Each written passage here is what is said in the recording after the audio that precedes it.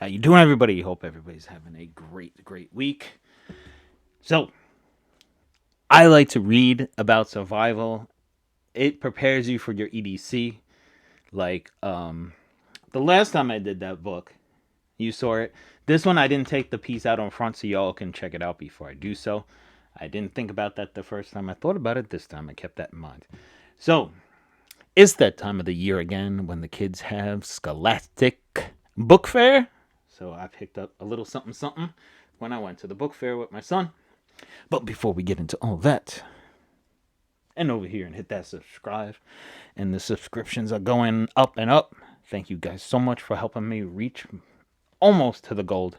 But I appreciate every single one of you guys subscribing, staying tuned to the videos, and help grow this channel. I appreciate it so much. Thank you guys so much for it. I really do appreciate it. So hopefully you hit that subscribe and we reach that gold.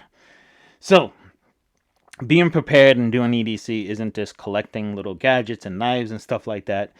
It's having the ability and knowledge of how to use that stuff that we carry, as well as the bug out bags and the whole nine. Now, before, and I'm rereading the book, The Ultimate Survival Handbook, All the Skills You Need to Make It in the Wild, was the one I did a review on. It's on the same style. I don't know if it's the same person that wrote this one. I haven't read it or looked at it. No, it's a different person, I think. Yeah. Okay. So it's a different person, but the book's similar. And I like reading stuff like this. I have a little survival handbook I haven't read in such a long time, and I can't figure out where I put it. Actually, it might be in my bug out bag, I think. So, it might be there. Hopefully I can find it, because I want to reread that one as well. This one's a really good one. If you didn't see that video, it has a lot of great pictures in it as my stuff falls out. Of course. I forgot I put stuff in there. So, and more junk. It was on my desk, so I just put stuff in there to get out of the way. So it just has different how to survive in different situations there. And of course I have my bookmark in there. The other one I cracked open, just take a look at, but I didn't really get into reading it and all. I got the book out again. That's the one I've been dailying lately. So I switch up every now and then, so the book's been the one. So as you can see, live or die, survive in real life disaster. 50 ways to use your carabiner. Use a carabiner, I mean, not your carabiner. Would you have survived? So it's a little survival thing right there. Different 10 true tales, real life disasters, and it's getting that time of year where we have storms and stuff. So it's the perfect book to have right now if you can read it in time before the storms.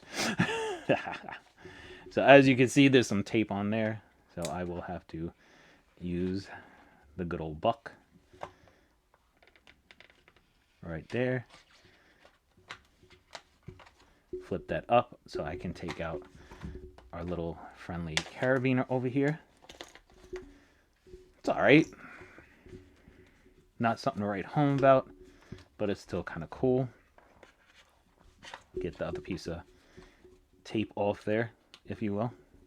Like I said, I like having the knowledge to be able to use this stuff to survive as well. I'll trim the plastic off later. I don't want to bore you with that. Like I said, I just cracked it open a little bit and took some small little looks at it. So, Survive Real Life Disasters by Paul Beck. So there, this book is real disasters. Well, 10 of them to be precise, plus half a dozen extras. Everything you need to read about here really happened. From the world's deadliest shark attack to a mile-long bridge that shook itself to pieces, dagger awaits with fire, floods, earthquakes, avalanches, volcanoes, and more. So as you could see, the fires, the dust storms, the volcanoes, the shipwrecks, hurricanes, collapsing bridge, and the earthquakes. These are all real situations that you might find yourself in. So, let me just put this away. I don't want to cut the book before I read it, or whenever, and we'll take a look at that. Actually, let's take a look at the carabiner. It's plastic, so it's not amazing. I believe the compass seems to be okay.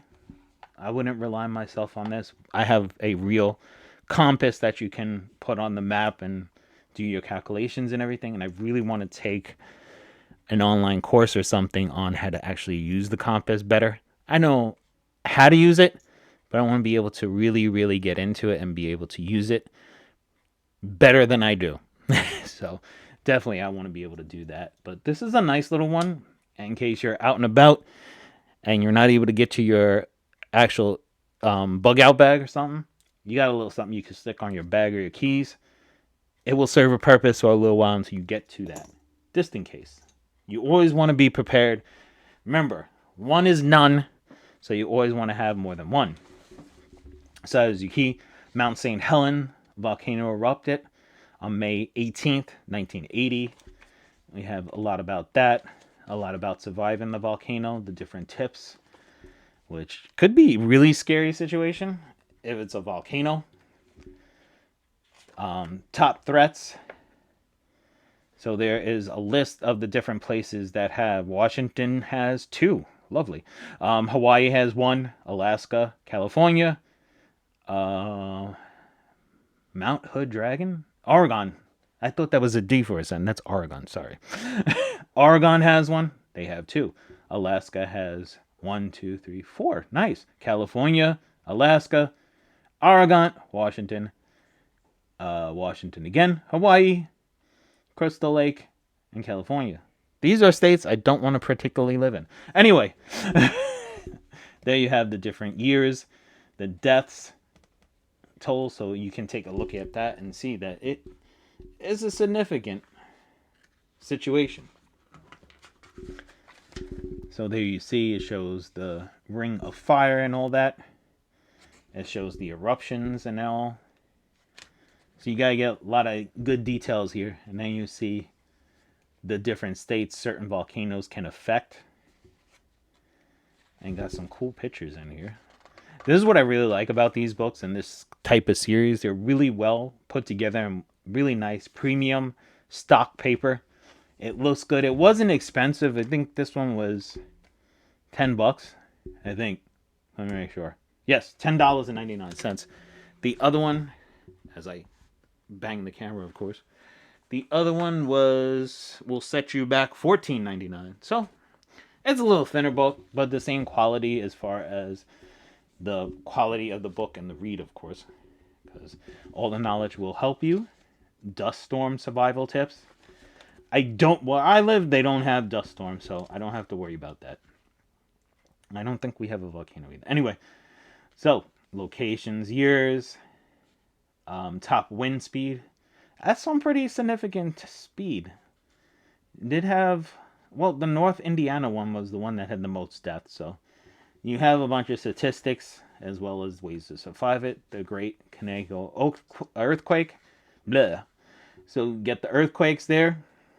The date it happened, location, number of deaths. That's really significant for deaths right there. And as you can see, it shows the seismic activity and the seismic plates and what causes the actual earthquake, which is pretty interesting. I learned that a while ago, and I found it to be really interesting. So, like I said, I really like and enjoy reading this stuff. So, would you survive? Earthquake survival tips. And then we have the worst of the worst. So, there is the years, the magnitude. Doesn't say the deaths like the other one. So Black Saturday, the bushfire. So there's another date. Gives an example of the bushfires. Total fire. So it does give you specifics on how to survive and what to deal with. And then right here, this one actually have the deaths again, which is, I don't know why the earthquake one, unless know where you died during. Oxygen, heat, and fuel gives you the different things, the different years, and the worst ones. So the worst one was Michigan and Wisconsin. Right there with 1,500. That's a pretty significant amount. The Winter of Terror. So the avalanches. So there you have it right there. You can go on how to survive a avalanche if you're in that situation. Of course, read all of them because you never know what situation you're going to be in. But pay Pay special focus to the situations that pertain to more the area you live in or stuff you do. The worst of the worst right there. You have the deaths. Wow, that's significant. That is really significant. And then it has the locations, the years, and what happened. Sinking of the USS Indianapolis. So there's the sinking of the ship right there. That's pretty significant. Then you're going to have to deal with sharks. Would you have survived? The worst of the worst. Oh, this is sharks. Fatalities. Attacks and fatalities. Pretty up there. I mean, the attacks, the deaths aren't as fatalities, as they say here, aren't as bad as the attacks. So that's a good thing, I guess. Tacoma bridge collapse. So there, if you're on a bridge and it starts collapsing. I seen video of this. It's pretty wild to watch. So it gives you different information on how to survive a collapsing of a bridge. Another natural disaster. Hurricanes. It is hurricane season, people. So this is a really, really good chapter to go over if you live in an area that has them. So the monster storms, I'm pretty sure if you in the east you remember Sandy. So parts of the hurricane goes over everything, the worst of the worst. Texas, Florida, Georgia. They don't have. Okay. Well, Sandy was a superstorm, but I believe it was this. Was it? I don't know. Anyway, tsunamis. So they are another drastic one. That has more in the Asian area, as you could see from the earthquake in the ocean. It brings the water in, and you're pretty much going to have a bad day. So the worst of the worst right there. Japan has many, and Indonesia. Sinking of the RMS Titanic. We all know about the Titanic. There's been several movies, and we'll tell you how to survive that. So the worst of the worst. There you have it. Is the Titanic the worst? The vessel, where is it? The Titanic. It's actually not the worst. There was more deaths on other ships, so something to learn and read up on. The wreck of the Hindenburg. That's another thing. The Hindenburg there. Prepare yourself for disaster. So different plans of evacuation, emergency kits to have.